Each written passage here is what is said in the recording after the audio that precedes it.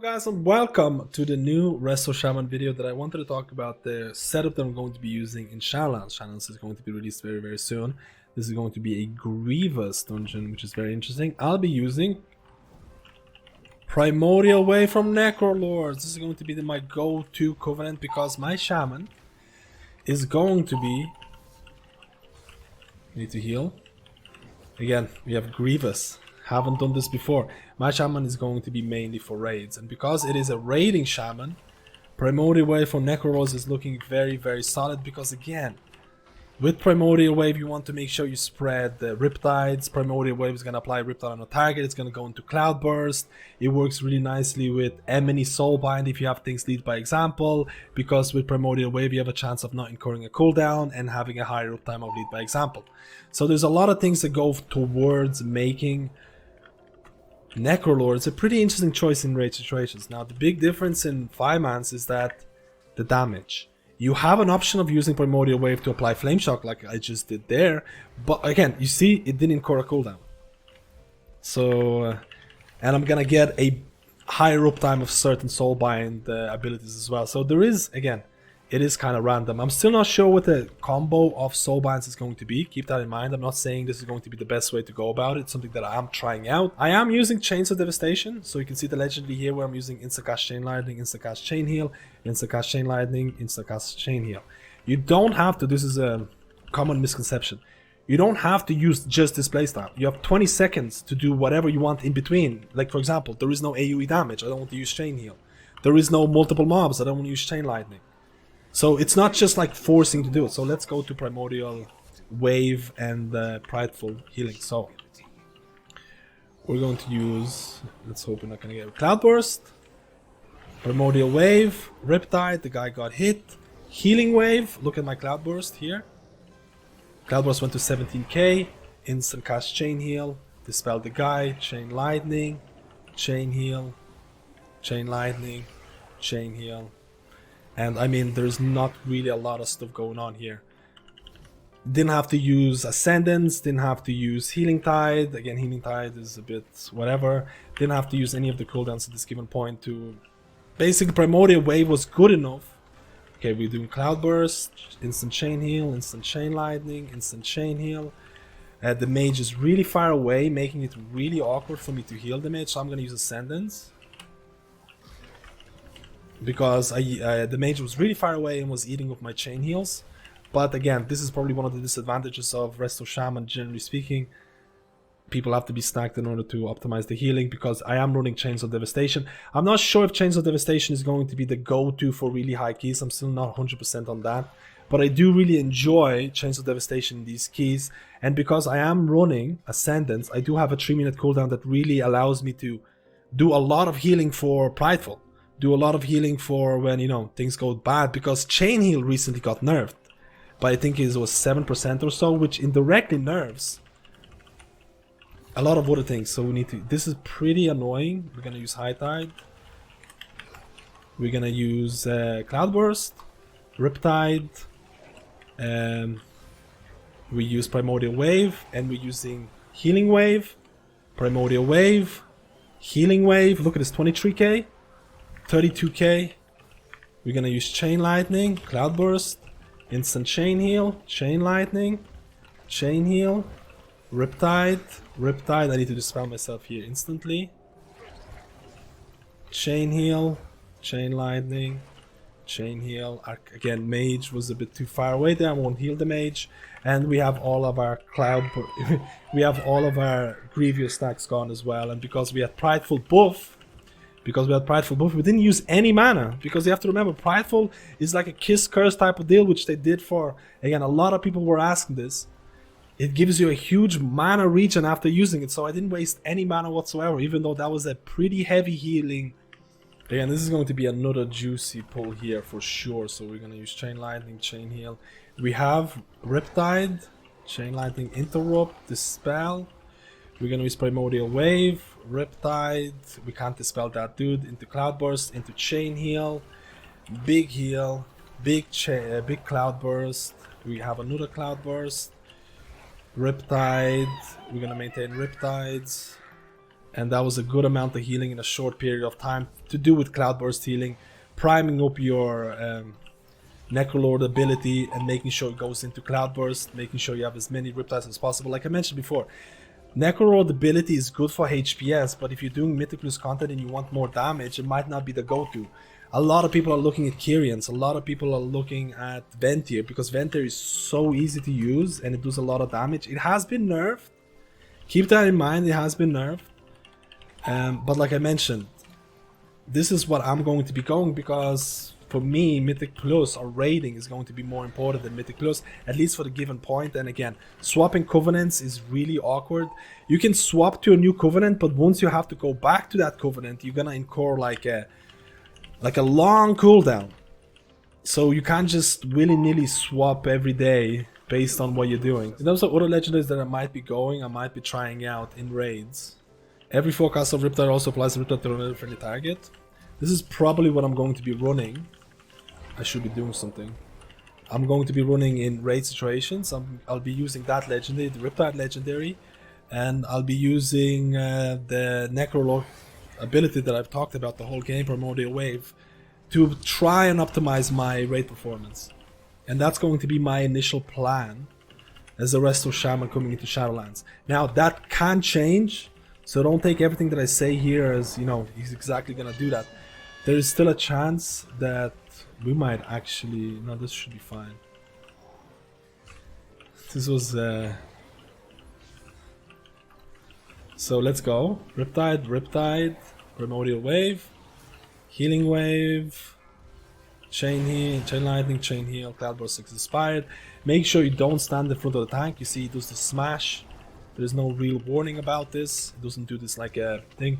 This part, it doesn't do a red indicator for it or telegraph. Again, like I mentioned, I do feel confident about this build because I'm really happy that Necrolords are actually one of the most viable and most optimal choices for raids, because I think it's the most fun one by quite a big margin. So I'm happy they actually did that. This is going to be juicy, guys. I have been running Emni in a lot of the situations. Like I mentioned, I thought about lead by example, which gives intellect to me and my party members. I've been running Swirling Currents that I talked about for a long time.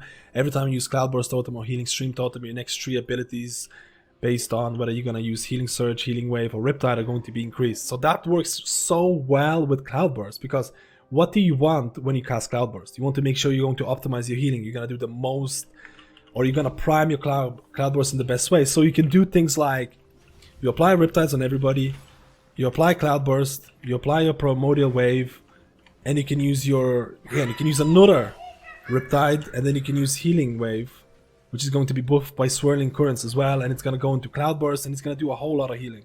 The way that Grievous works is supposed to remove a stack from your direct heals, but honestly there's so many weird interactions with Grievous at this point that certain spells can remove stacks, and there's been really weird interactions with Discipline Priest and Atonement Transfer, which I'm not 100% sure if he has been fixed or not, so I need to check that as well in the next couple of days. But Grievous has a lot of weird interactions, and it doesn't always do exactly how it reads, which I feel is interesting. Okay, so we've applied our Riptides. Let's do Healing Rain here as well. Riptide, Primordial Wave, Healing Wave on myself. I have Cloudburst active. It's 17k right now. Let's not get hit by this. We have another Cloudburst active. That might hit the person. Watch out. Yep. We're gonna use, we don't have Ascendance, but that was all fine. Again, it's a lot harder with Grievous. With Grievous it becomes a lot more juicier, which I really like. Riptide removes a stack of Grievous as well. Grievous, I don't know how to say it properly. We're gonna prime our Trinket, we're gonna deal damage, there's nothing going on here. We're gonna keep our Riptides rolling, because again, Riptides work really well with Primordial Wave, Instant Chain, Lightning, Instant Chain. We're gonna Dispel ourselves. We're gonna use Riptide, apply Cloudburst, we didn't use our Trinket properly, Primordial Wave, Healing Tide, Instant Chain Heal, or Cloudburst Totem, Healing Wave. I should have applied double Riptides, I didn't do it. Chain Lightning, I should have kept Flame Shock on the boss. I'm gonna heal the tank, I wanna drop the stacks. And we're just gonna go back to DPS. Again, there's so many different ways I could optimize that, especially my Trinket. So right now we don't have Cloudburst, or we don't have Primordial Wave, but we have Cloudburst. We're gonna apply Cloudburst, we're gonna use instant Chain Lightning, Chain Heal. No one took any damage, keep Flame Shock on the boss, Chain Lightning. No one's taking any damage, Lava Burst to kill off the boss quicker, and we move on to the next. We're a little bit behind, so this is a good example. Riptide, Primordial Wave, Healing Wave on the Priest, Cloudburst goes up to 13k, instant Chain Heal, Chain Lightning, Interrupt, Chain Lightning, activate Cloudburst, boom, everyone's full HP. It's a good example of how you can have these bursts of Cloudburst, and I feel that is actually really fun with Primordial Wave. You can't really do... Again, most of the Covenant abilities go into Cloudburst, but things like Vent here, they're so boring. I know it sounds weird to say that, hey, an ability that's actually quite potent in Mythic Plus, it feels boring. I don't think it's fun to play. You just press it and that's it. It has a cooldown and that's it.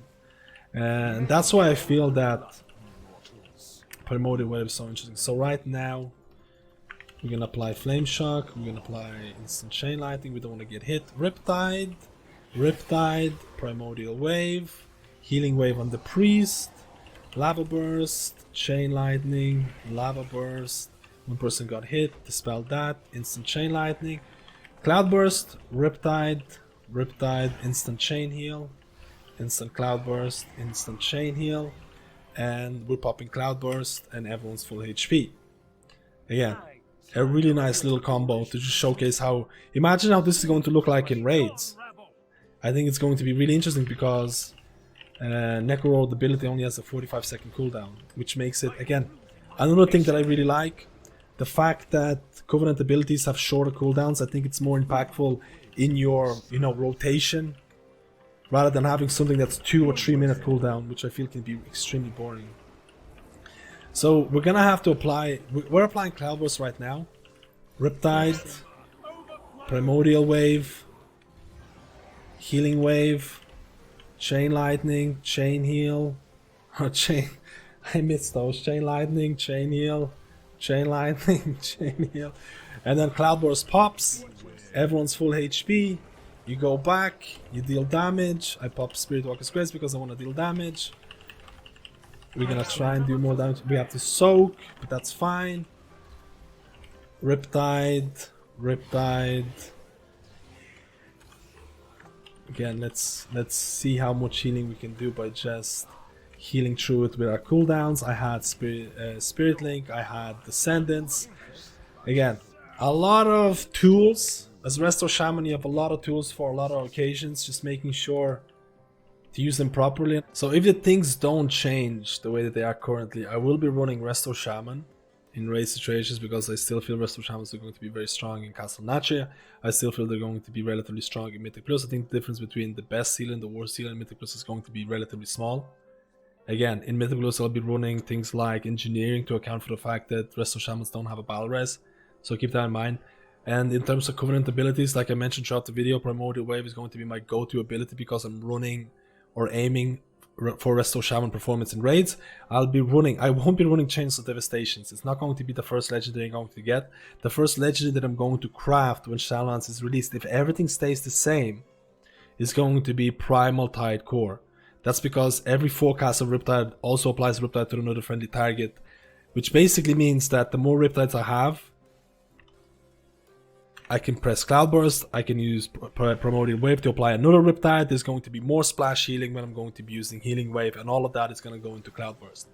So that legendary has direct synergy with Primordial Wave. Later down the line, when I'm going to get more materials for legendaries, I'm probably going to invest into getting Chains of Devastation. It's probably going to be a chess piece, but again, I have different item level pieces here.